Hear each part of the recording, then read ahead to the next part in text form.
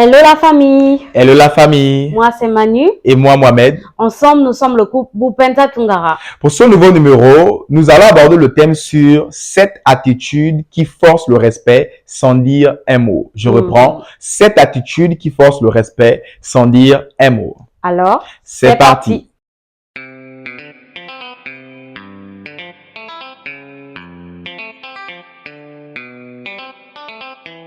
Premièrement, l'attitude qui force le respect, c'est d'abord la confiance en soi. Une personne qui a confiance en elle-même, très vite, pousse les gens à la respecter. Ainsi, il vous faut vous respecter vous-même. Il vous faut avoir confiance en vous-même. Je dirais à quelqu'un, il y a une forme de confiance en soi qu'on appelle la confiance en soi physique, c'est-à-dire prendre soin de votre corps, faire du sport, bien vous vêtir, ainsi bien vous exprimer. Ainsi, la confiance en soi est un point sur lequel nous revenons dans chacune de nos vidéos.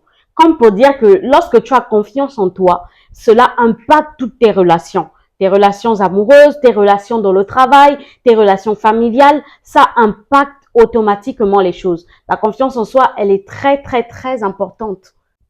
Avoir confiance en soi, c'est aussi des fois assumer ses opinions, assumer son point de vue, même si en face, quelqu'un n'est pas d'accord avec toi. Deuxièmement, il vous faut vous fixer des limites. Ne permettez pas que tout le monde vous dise n'importe quoi ou encore que tout le monde vous fasse n'importe quoi.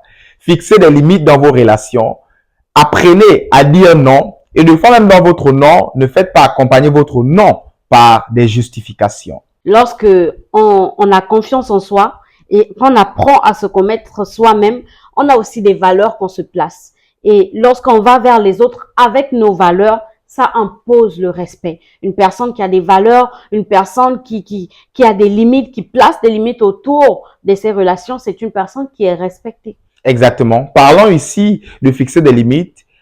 Tout d'abord, même avant de fixer des limites aux autres en face, apprenez à vous fixer des limites vous-même. Je ne me permets pas ça, je ne me permets pas ceci. Ainsi, vous n'allez pas accepter que les autres puissent venir vous faire n'importe quoi. Troisièmement, pour vous faire respecter, il faut qu'il y ait une cohérence entre ce que vous dites et ce que vous faites. Dieu est Dieu parce qu'il ne se répand pas dans ce qu'il dit. Et sa parole est élevée au-dessus de lui-même. Ainsi, apprenez à tracer une cohérence, une ligne directe entre ce que vous dites et ce que vous faites. Ne prenez pas des résolutions ou encore des promesses quand vous êtes en colère ou encore quand vous êtes trop en joie. À chaque fois que vous prenez un engagement, ne tardez pas et allez-y répondre à cet engagement. En vérité, dans nos relations ou dans la vie sociale, nous nous rendons compte que les personnes qui n'ont pas de valeur, les personnes qu'on ne respecte pas, ce sont des personnes qui n'ont pas de parole. Des personnes qui ne tiennent pas leurs paroles, qui prennent des engagements, mais qui derrière n'assument pas.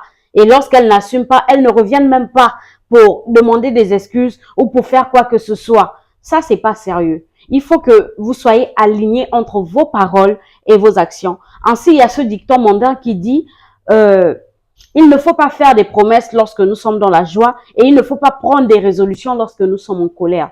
Voilà pourquoi c'est très important. Si tu veux que ton environnement te respecte, il faut que tu gères tes émotions et il faut que lorsque tu prennes des promesses, tu sois capable de les respecter plus tard.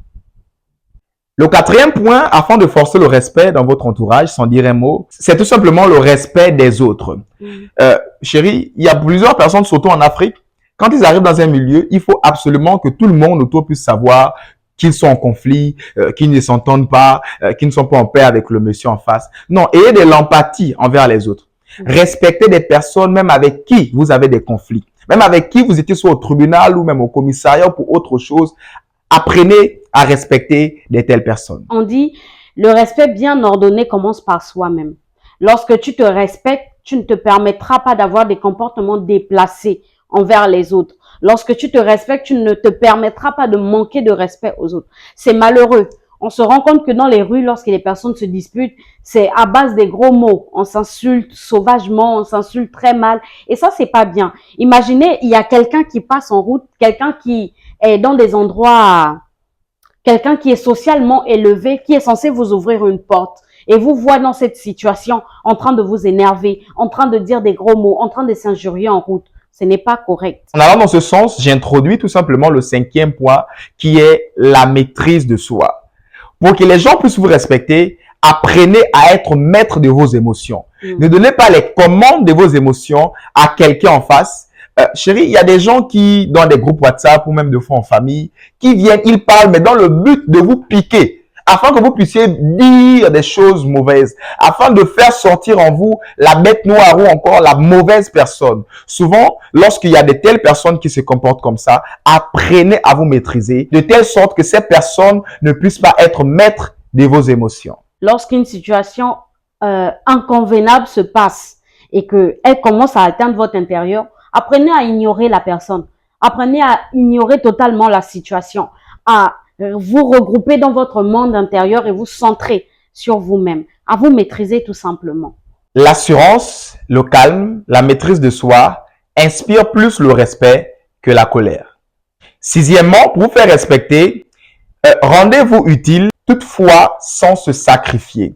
C'est-à-dire, apprenez à aider les gens, mais toutefois en ne vous oubliant pas vous-même. Aidez les gens, mais n'oubliez pas les personnes les plus importantes, c'est-à-dire ton épouse si tu es marié ou encore tes enfants si tu as des enfants. Vous n'êtes pas une association caritative. Vous n'êtes pas la Croix-Rouge. Vous ne pouvez pas aller au-delà de vos limites et vous oublier vous-même. Ne cherchez pas à plaire à tout prix ou à tout le monde. Parce que le respect, sachez-le très bien, ne vient pas dans la soumission. Les gens même et plusieurs personnes pourraient comme ça vous prendre pour des toutous, pour des bénis oui-oui, des personnes qui ne disent jamais non. Et des gens vont beaucoup vous exploiter dans ce sens. Le 7e point, je vais clôturer avec celui-là, c'est de dire à quelqu'un, n'allez jamais dans un endroit où on ne vous a pas invité. En Afrique, plusieurs personnes s'invitent à cause de l'alcool, du vin, de la nourriture qui est accessible. Mais au fond, des personnes et des gens autour ne vont pas vous respecter. Apprenez à vous donner de la valeur. Je pourrais tout simplement illustrer cela en prenant l'exemple d'un cochon qui vient de recevoir une Rolex à sa patte arrière. Laissez-moi vous dire que cette Rolex sera en contact avec les excréments du cochon. Cette Rolex sera foulée aux pieds, elle sera écrasée, elle sera comme ça en contact avec la boue, connaissant les cochons. La Rolex pourra comme ça se dire, mais je n'ai plus de valeur. Aujourd'hui, on me piétine, etc., etc.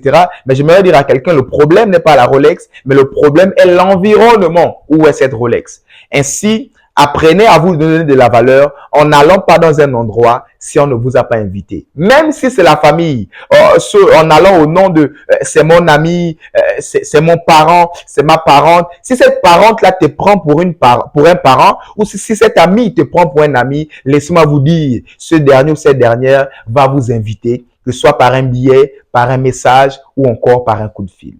On le dit très souvent, c'est ce qui est rare qui a de la valeur. Donnez-vous de la valeur et faites-vous rare.